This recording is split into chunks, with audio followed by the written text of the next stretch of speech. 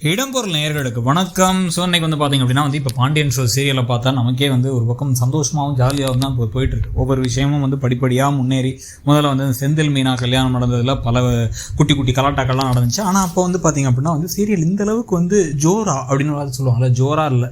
ஏன் அப்படின்னு பார்த்தீங்கன்னா நம்மளால் அந்த கேரக்டர்ஸோட கனெக்ட் பண்ண முடியல. அது மட்டும் இல்லாமல் பாண்டியனுடைய கேரக்டரை அப்போ எழுதின விதம் வேறு, இப்போ மாற்றிருக்க விதம் வேறு. அப்போ ஏதோ அப்படியே M10 மகனில் இருக்க அந்த நாசருடைய கேரக்டர் அப்படியே உரிச்சு வச்ச மாதிரி பிடிச்சி எப்போ பார்த்தாலும் மற்றவங்களை காயப்படுத்துறது, கஷ்டப்படுத்துறது, நோகடிக்கிறது அப்படிங்கிற மாதிரி இருப்பாங்க. இப்போ அவருக்கு நிறைய ஒரு மனுஷத்தன்மையை கொடுத்தாங்க. எப்படி பாண்டியன் ஷோ சீசன் 1 மூர்த்தி இருப்பாரோ அவருக்கும் இவருக்கும் நிறைய சிமிலாரிட்டி இருக்குது. பணம்லாம் கொடுக்க மாட்டாரு, எல்லாத்தையும் ரொம்ப கராராக இருக்காரு அப்படின்லாம் இருக்குது. கூடவே பார்த்தீங்கன்னா கொஞ்சம் எக்ஸ்ட்ரா ஸ்ட்ரிக்டாக இருக்கார், அவ்வளோதான் அப்படிங்கிற மாதிரி காமிச்சிட்டாங்க.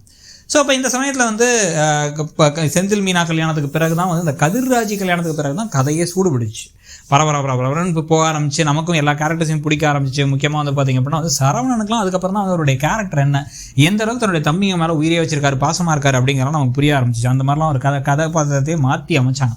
ஸோ இதோட சேர்த்து இப்போ புதுசாக கூட பார்த்திங்கன்னா இப்போ அவருடைய கல்யாண ட்ராக்கு பொண்ணு பார்க்க ரொம்ப நாளாக போகிற மாதிரி இருந்துச்சு. என்னங்க ரொம்ப நாளாக போகுது, ஏதாச்சும் ஒரு டக்குன்னு ஒரு வழியை கொண்டாங்க அப்படின்னு பார்த்தா கடைசியாக சூப்பராக தங்கமயில் அப்படிங்கிற கேரக்டர் இன்ட்ரடியூஸ் பண்ணிட்டாங்க. அவங்க ஆக்சுவலாக அநியாயத்துக்கு வாயாடி நல்லா சண்டைக்கு போகக்கூடிய ஒரு ஆள். அவங்க குடும்பமே சண்டைக்கு போகிற குடும்பம். ஏகப்பட்ட போய் கொண்டு டிகிரியெல்லாம் முடிக்கலைங்கிறதுல ஆரம்பித்து ஏகப்பட்ட விஷயத்தில் ஒரு ஆளை ஓவர் நல்லவரான சரவணனுக்கு கட்டி வைக்க போகிறாங்க. ரொம்ப யோசிச்சு இவங்க சரின்னு வேற சொல்லிட்டாங்க. ஸோ கல்யாணத்துக்கு பிறகு என்னென்ன கலாட்டம் நடக்க போகுது, கல்யாணத்துக்கு அப்போவே என்னென்ன கலாட்டம் நடக்க போகுது, இதில் வேறு இந்த சக்தி வேணும் முத்து வேணும் எப்படியாச்சும் இந்த கல்யாணத்தை நிறுத்துறதுக்கு பிளான் பண்ணுறது. அந்த சமயத்தில் இந்த விஷயம்லாம் கதிருக்கு தெரிஞ்சு இது தேவையில்லாமல் கதிரும் ராஜியும் நெருக்கமாகிறதுக்குள்ளே சண்டை இந்த காதலுக்குள்ளே மோதலாகியும் மாற்றி திட்டிக்கிட்டு உன் சித்தப்பாக்கெலாம் வர வேலையே இல்லையா அப்படின்ட்டு முதல்ல நீ எதுக்கு நீ ஓடி போய் எங்கள் என் வாழ்க்கையை தான் கெடுத்துன்னு பார்த்தா என் குடும்பத்தில் எங்கள் அண்ணன் வாழ்க்கை சேர்த்து கெடுத்துருவ போல, எங்கள் அண்ணனோட ஏற்கனவே கல்யாணத்துக்கு எடுக்கிறத ட்ரை பண்ணதே இவங்க தாங்கிறாங்க, இப்போவும் அதே மாதிரி தான் போயிட்டு இருக்கு அப்படின்னு மாற்றி கோவப்படுற சம்பவங்கள்.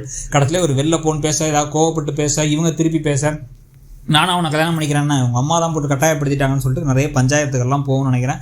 அவங்களுடைய நெருக்கத்தை இது தேவையில்லாமல் கெடுக்க போகுது. ஆனால் அதுக்கு பிறகு எனக்கு தெரிஞ்சு இந்த முத்துவேலுக்கும் சக்திவேலுக்கும் உண்மைகள் என்னங்கிறது தெரிய போகுது. என்னென்னா இந்த குடும்பம் சரியில்லாத குடும்பம். இந்த குடும்பத்தை விசாரித்து பார்த்தா ஏகப்பட்ட கடன் வச்சிருக்க, அதே சமயத்தை கையில் சுத்தமாக காசு இல்லாத, அந்த பொண்ணும் படிக்காத, எல்லாத்தையும் சண்டை போட்டுட்டு இருக்க குடும்பம். இந்த மாதிரி ஒரு குடும்பம் தான் அவங்களுக்கு கிடைக்கணும். ரொம்ப நல்ல குடும்பம்லாம் கிடச்சா ஆடுவானுங்க, இப்போ இதுக்கப்புறம் கஷ்டப்படுவானுங்க பாரு அப்படின்னு வேணும்னே அவங்க விட கல்யாணம் நடந்ததுக்கு பிறகு இந்த குடும்பத்துக்கு உண்மைகள் தெரிஞ்சு அடா பாவீங்களா எல்லாமே பொய்யா அப்படின்னு தங்கமயில் ஒரு ஃப்ராடு மயிலுங்கிறத புரிஞ்சு நடக்க போகிற சம்பவங்கள்லாம் அடுத்தடுத்து நடக்க போகுது.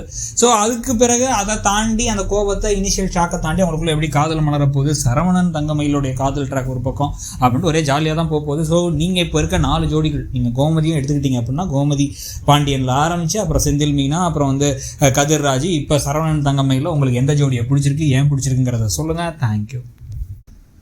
இடம்பொருள் நேயர்களுக்கு வணக்கம். ஸோ இன்னைக்கு பார்த்தீங்க அப்படின்னா இப்போ